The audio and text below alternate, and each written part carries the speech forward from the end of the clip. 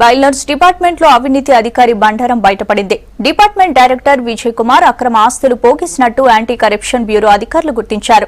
విజయ్ కుమార్ ఇళ్లలో ఏసీబీ అధికారులు ఉదయం నుంచి సోదాలు చేస్తున్నారు. హైదరాబాద్ లోని అలకాపురి, నల్లకుంట, మాదాపూర్ ప్రాంతాల్లో ఉన్న విజయ్ కుమార్ ఇళ్లలో సోదాలు చేశారు.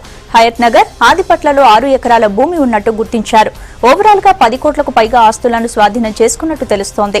ఆదాయానికి మించిన ఆస్తులున్నాయన్న ఆరోపణలతో విజయ్ కుమార్ బంధువుల ఇళ్లలోనూ దాడులు చేస్తున్నారు ఏసీబీ అధికారులు.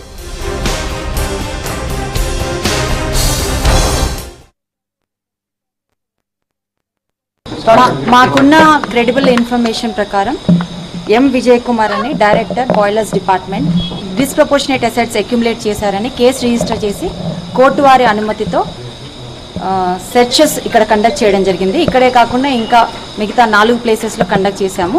ఈ సెర్చెస్ తర్వాత మాకు కొన్ని అసెట్స్ లభించడం జరిగింది.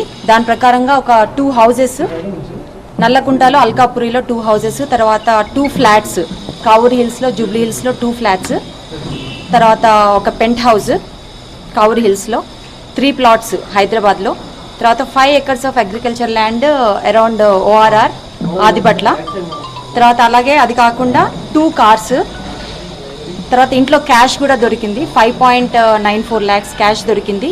1.5 kgs గోల్డ్, 3 kgs సిల్వర్, ఇంకా ఎఫ్డీస్ 6 lakhs.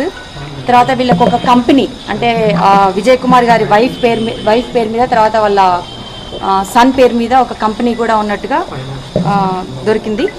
తర్వాత 5 lakhs షేర్స్ కూడా వీళ్ళ పేరు మీద ఉన్నట్లుగా మాకు డాక్యుమెంట్స్ దొరికాయి. ఇక్కడ మొత్తం మార్కెట్ వాల్యూ ప్రకారం తీసుకున్నట్లయితే 10 కోట్ల వరకు దాదాపుగా వస్తుంది. ఒక బ్యాంక్